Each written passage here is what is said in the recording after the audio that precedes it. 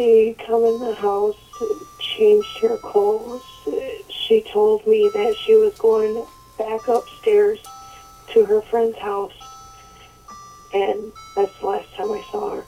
And this is the friend whose house she was going to. This is all in the same apartment complex, I'm assuming? The same apartment building, yes. Right. So technically she wouldn't go outside at all. She was supposed to be upstairs at his house. Right. When did you realize then? I mean, what time was that? And then when did you realize that she was missing?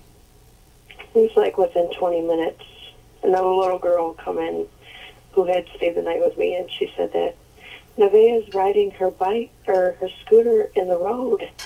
Mm-hmm. And I assumed it was the parking lot. So I got up, went to go outside to look for her. Haven't seen her since. And all you found was that scooter? Yeah. There is an article in the Free Press today, and it's talking about James Easter. And this is this third person of interest. First it was George Kennedy, then it was Roy Lee Smith they were looking at, and now it's this James Easter. And what it says, the Free Press says, it's not known whether James Easter knew Nevaeh before she disappeared on May 24th. Do you know, or can you say if you knew, if there was any connection there? Do you know if James Easter knew your daughter? I don't know if he could have known my daughter. I've never seen him before, but he does take care of an elderly lady here, so I'm sure that he's come across her a few times before. But you didn't know of him whatsoever? I don't know of him. Out to the lines to Jennifer in Massachusetts. Hi, Jennifer. Hi, I was wondering why Nevaeh's mother is so calm. Why is she not more upset when she talks to the media? To Dr. Joseph Del Tito, professor of psychiatry, joining us. Dr. Del Tito, she's absolutely correct. Jennifer in Massachusetts, what do you think?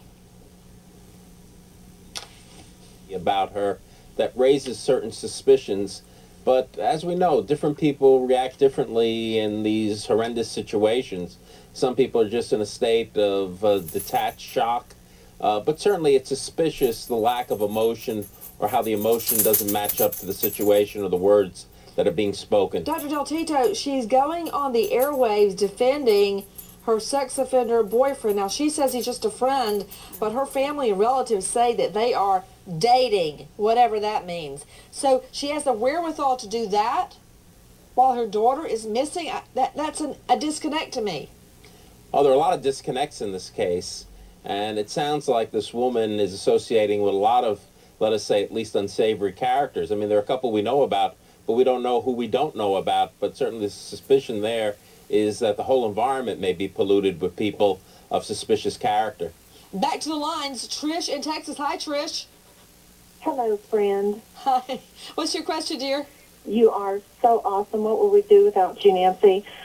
Two questions. I agree with Jennifer in Massachusetts about her being so calm. If that were my 5-year-old child, I would be hysterical. Another thing, too, is that she said that the little girl came and told her that she was riding a scooter in the street, and she got up to go check on her. So was she sleeping while her little baby 5-year-old girl was out by herself? And another thing, too, when are we going to get to see the tape on, what's her name, Top Mom, about when she saw the video of when they discovered Kaylee's body? You and I both. We're both waiting to see that tape, Tricia in Texas. I want to go back to Rob Davidek with WWJ News Radio 950. She brings up an interesting point. The mom did say, I got up. Yeah, Nancy, we're not sure if that means she was actually, on a couch just sitting inside her apartment or if she was actually asleep. Police not saying. Rob, what can you tell me about the little girl who came in and told the mom she's out on the road in her scooter? Has that been confirmed? Has that been corroborated? No, that's from what Jennifer Buchanan was saying in that interview. The police weren't saying much about that child at all. That she was asked to go upstairs and play with the person upstairs. So the only person that we can corroborate to have last seen little Nevaeh is, in fact, the mother. that would be correct. Back to Shane Inahosa, the father of little Nevaeh.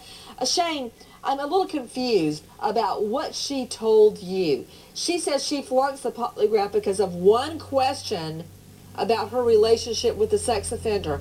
But she told other people she flunked the whole thing because of lack of sleep. No, she just told me that she failed the one question, and that was, are you still involved with George Kennedy? You are in the area. Are you actively searching for your daughter?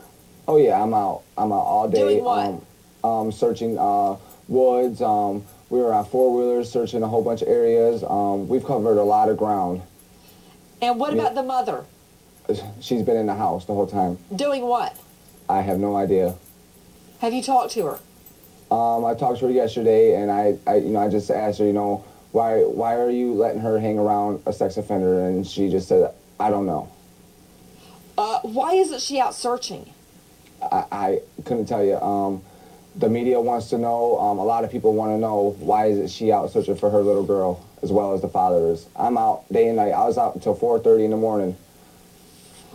I want to go very quickly to Dr. Carrie Peterson with Internal Medicine, Lenox Hill Hospital in New York. Dr. Peterson, thank you for being with us. Dr. Peterson, a bloody knife was found. That blood did not match Nevaeh. How do we determine whose blood it is? Do you think it should be compared to these persons of interest? I do think it should be, because the only way you're going to determine whether it is a match is looking at DNA samples. And you've got to have a targeted person to compare it to. Right. Otherwise, you're going to just be looking at random DNA banks. Back to Matt Zarrell. What can you tell me about someone's yard being dug up? I wasn't clear on that when I asked you that before. And also, explain to me about this bloody knife that was discovered. Okay, well, the bloody knife was discovered in George Kennedy's car. Not only did they discover the knife, but in his motel room, they discovered a shirt with blood on it as well. Those were both tested. As far as the backyard, this is James Easter. This is in regards to the fire that he made. They wanted to search the pit where he made the fire, see if any evidence was left over. Very quickly to the lines. Mindy in Texas. Hi, Mindy. Hi, Nancy. I love your show. Thank you, and thank you for calling in, dear. What's your question? I was just wondering, all the family members and friends that knew this lady was had a relationship with a sex offender, aren't they obligated by law to report it, that they're breaking the law? Good question. Renee Rockwell, Alan Ripka. What about it, Renee? No obligation there whatsoever, Nancy. And Alan Ripka? Well, obviously, it may not be an obligation, but you should certainly let people know if there's a dangerous situation lurking in town, Nancy. Even if George Kennedy never turns out to have had anything to do with this, do you wish you had done things differently when you look back on this, as far as having a relationship with him? I never really had a relationship with him. Well, it was just a friendship. Well, even a friendship. And 85% of the time, my daughter wouldn't even be around. I thought, though, weren't you quoted as saying that George Kennedy was served as a father figure? Yeah, but there's also a lot of times I knew that he wasn't allowed to be around her. I wouldn't have her around. But there's a few times that he has seen her, interacted with her, but I was there. So he was never alone with her that you know? No, never alone.